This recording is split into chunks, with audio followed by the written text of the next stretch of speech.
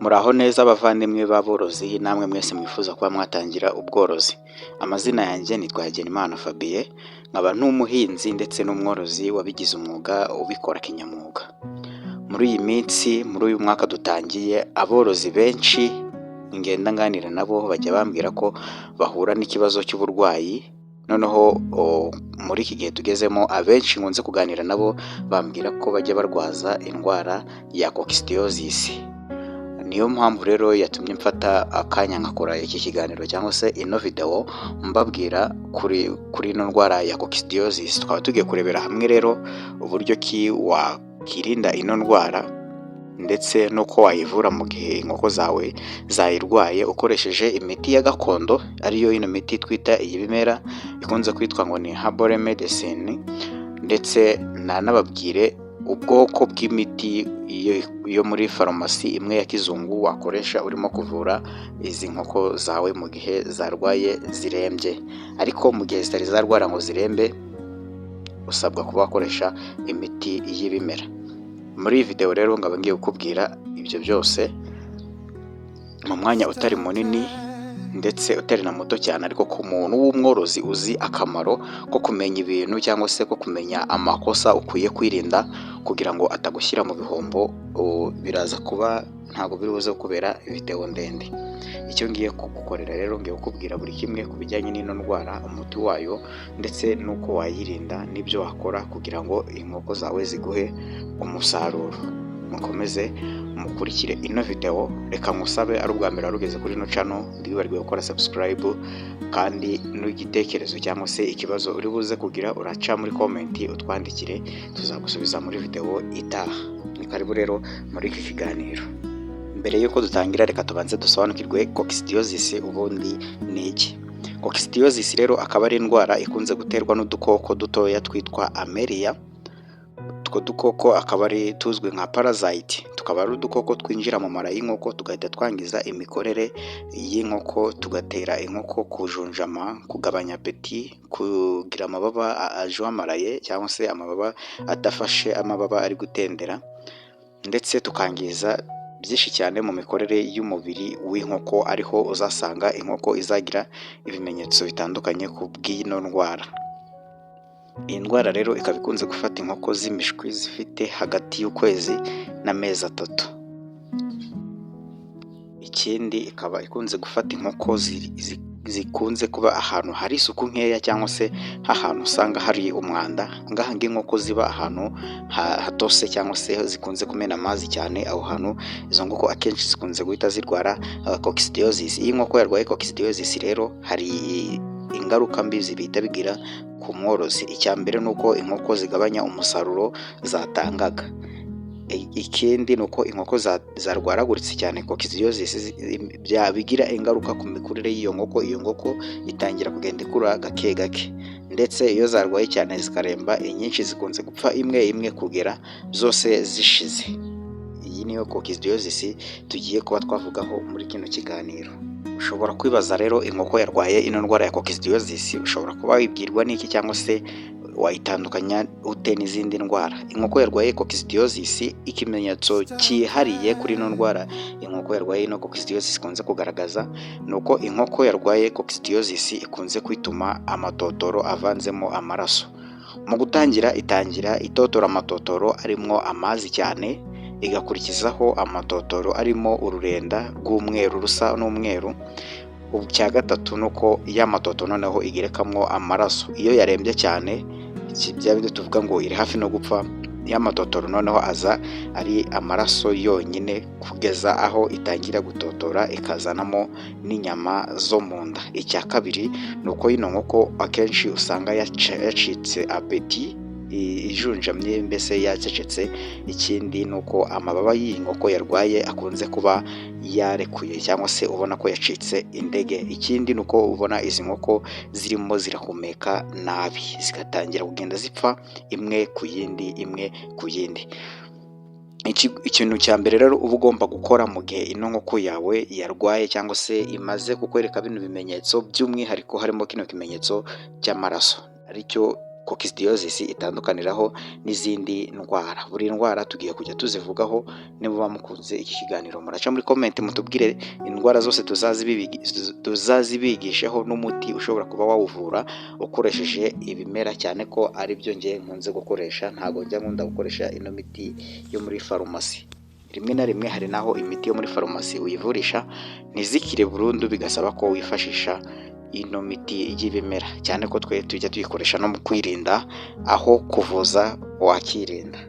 Iyi ndwara rero wakibaza ngo iterwa n'iki cyangwa se yandura biturutse mu zihe nzira? Nk'uko nabibabwiye, ituruka ku dukoko twitwa animalia, ariko kugira ngo utwo dukoko nanone tuboneke nuko haba hari ibintu bindi aribyo tugiye kuvugira hamwe bitera ino ndwara. Icya mbere ni ukuba inkoko ziba ahantu hari umwanda cyangwa se ahantu hari ikiraro kidafite isuku. Icya kabiri ni mu mazi inkoko zinywa atari meza. Amazi arimo umwanda nayo akaba ari inzira ino ndwara yifashisha kugira ngo igere ku nkoko zawe. Ndetse ibiryo byanduye, iyo ugabura ibiryo byanduye nabyo byanduza ino ndwara, cyangwa se gushyira inkoko nyinshi ahantu hatoya.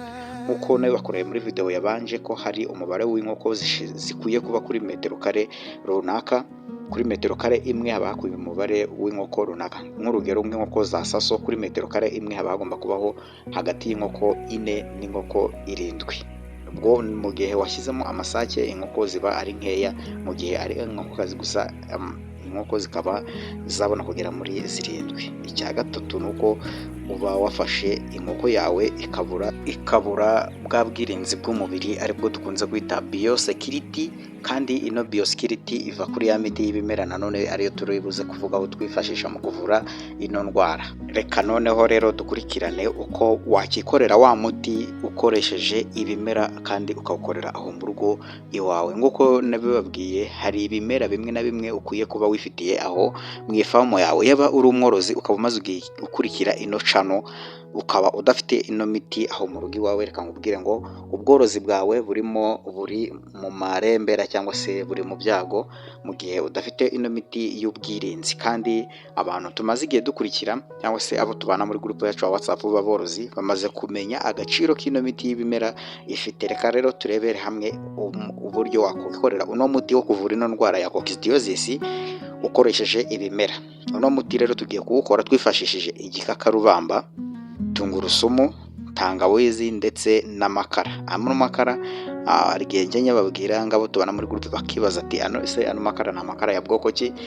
Ni amakara y'inturusu, ntago ari amakara amwe y'abagorozi nk'uko bajya babimbaza, ahubwo ni amakara asanzwe y'ibiti by'inturusu bisanzwe, ano dusanzwe dutekaho ku mbabura. Urabikora gute rero, cyangwa se urakoresha ikihe kigero kuri uno muti tugiye gukora? Icya mbere urafata igikakarubamba, amababi hagati ya 2 ndetse na 3 manini, nk'uko muri kubona ibi bikakarubamba byanjye ukuntu bingana, amababi hagati ya 2 ndetse na 3. Icya kabiri urafata udutwe twa tungurusumu, cyangwa se tungurusumu uyisature ukuramo twa duce two mu imbere. Urakoreshaho utunuze utuhungure cyangwa se tumene tw'imbere muri yo hagati ya 2 ndetse na 4, natwo udutonore. Nurangiza urafata n'agace ka tungurusumu nka garama 500. Ino tangawizi yo urakoresha, ino tungurusumu uraza gukoreshamo nibura nayo garama 300. Nurangiza urafata akayiko cyangwa se ikiyiko, uraza gufata ya makara nk'uko nabivuze uyasye uyakore mu ifu. Nurangiza uraza gukoreshamo ikiyiko cy'ifu y'amakara. Nurangiza urafata ibyo bintu byose, igikakarubamba ndomve nkubwiye kuntu uri bugitunganye. Uraza gufata igikakarubamba ugishishura, uza gukoresha rura rurenda rwo mu imbere. Nurangiza urabifata byose use n'ubivangavanga. Ubwo byose uraza kubisekura, mara kubisekura ubivangavange, ubikamure, ukuremo wa mutobe wabyo cyangwa se y'amazi, uyashyire muri drinka inkoko zawe zisanzwe zinyweramo amazi. Nurangiza urayiziha hagati y'iminsi 3 n'5, iyo nkoko yawe izaba imaze gukira nk'uko bisanzwe bimeze. Uyu muti ntabwo tuwukoresha ku nkoko zarembye, ahubwo tuwukoresha ku nkoko zarwaye atari zindi zarembye gusa. Hari igihe ukoresha imiti yo muri farumasi nka ino Improlium, turaza kuyireba nayo imiti yo muri farumasi dukoresha mu bworozi. ariko bikarangira izivuye ariko ya ndwara ndishiramo burundu. Icyo gihe uhita bitabaza ino miti y'ibimera ukahita uyivanga nk'uko tubivuze haruguru ukayikoresha, niho ya coccidiosis ibasha kuba yashira mu nkoko zawe. Ati uyu muti wakibaza ati ubundi ukora iki? Icya mbere, uno muti usukura amara y'inkoko. Icya kabiri, yongera ubudahangarwa mu mubiri wa ya nkoko inyoye uno muti ukoze muri buno buryo. Icya gatatu, igabanya parasite mu mubiri w'inkoko. Ikindi ikagira n'icyo twita kongera immunity mu myanya y'ubuhumekero bw'inkoko. Uku niko uno muti ukora, cyangwa se niko twe dusanzwe tuwukora. Warangiza ukohereza inkoko yawe urwaye coccidiosis igahita igaruka mu buzima bwiza. Noneho iyi nayo ni liste y'indi miti ikora mu kuvura ino ndwara ya coccidiosis, ukayikoresha ari imiti waguze muri farumasi cyangwa se ya miti ya kizungu. Ino miti akenshi uzayikoresha kuri zino nkoko mu gihe zarwaye gusa. Mu gihe yira miti nk'uko nabibabwiye uruguru y'ibimera uyikoresha mu gihe inkoko yarwaye cyangwa se itarwaye, unayikorera icyo bita kuyirinda cyangwa se wongera immunity n'ubudahangarwa bw'inkoko. Iyi rero ni liste y'imiti ikunze gukoreshwa. Akenshi hamenyerewe uno muti wa mbere wa Emporium, ariko hakaba hariho n'indi miti igera muri 3 yiyongera kuri no Emporium yifashishwa mu kuba yavura yino coccidiosis. Gusa ugumenyerewe cyane ni Emporium. Umuti wa mbere rero uzagura muri farumasi ni Emporium. Umuti wa kabiri ni Dolitalazure.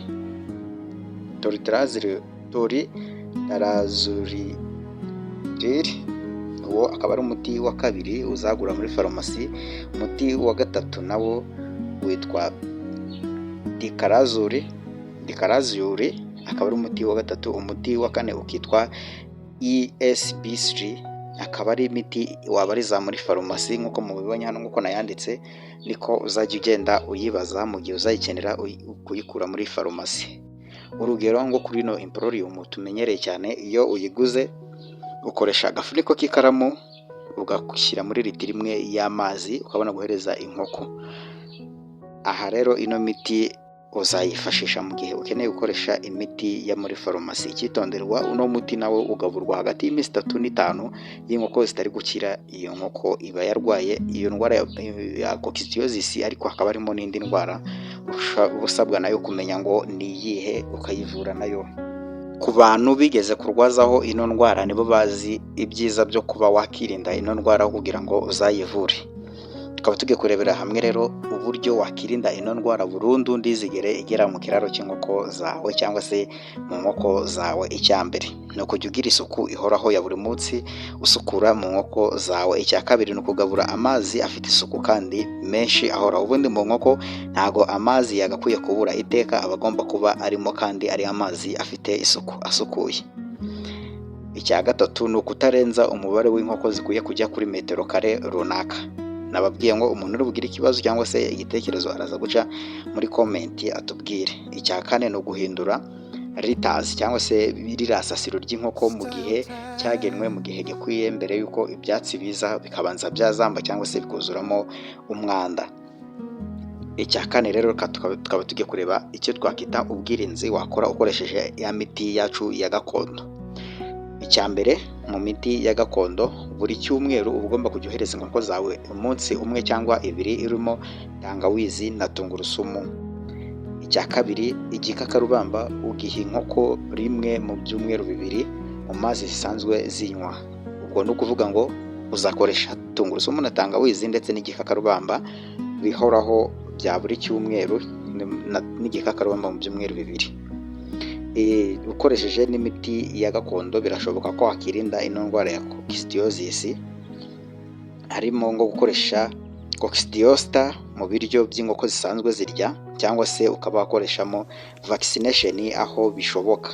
Ubwo aho bishoboka ni mu gihe inkoko zikiri imishwi, naho inkoko zikuze ahanini nkanjye mu ifamu yanjye ntabwo njya nkoresha ino miti yo muri farumasi, nikoreshereza imiti y'ibimera. Abo tubana ku rubuga rwacu rw'ubworozi wa WhatsApp, ibi ni ibintu bamaze kumenyera kuko akenshi mbahereza update mbafasha kuvura amatungo yabo arwaye ndetse n'inama mu bworozi. Reka nkubwire ngo ntiwibagirwe gukora subscribe. Video yaba yikunze uraza kuyisharinga mu nshuti zawe z'aborozi nazo zibashe kuba zamenya ano makuru. Ubundi kwirinda biruta kwivuza. Icyo usabwa we ni ugukurikiza inama tuba tubagira umunsi ku munsi.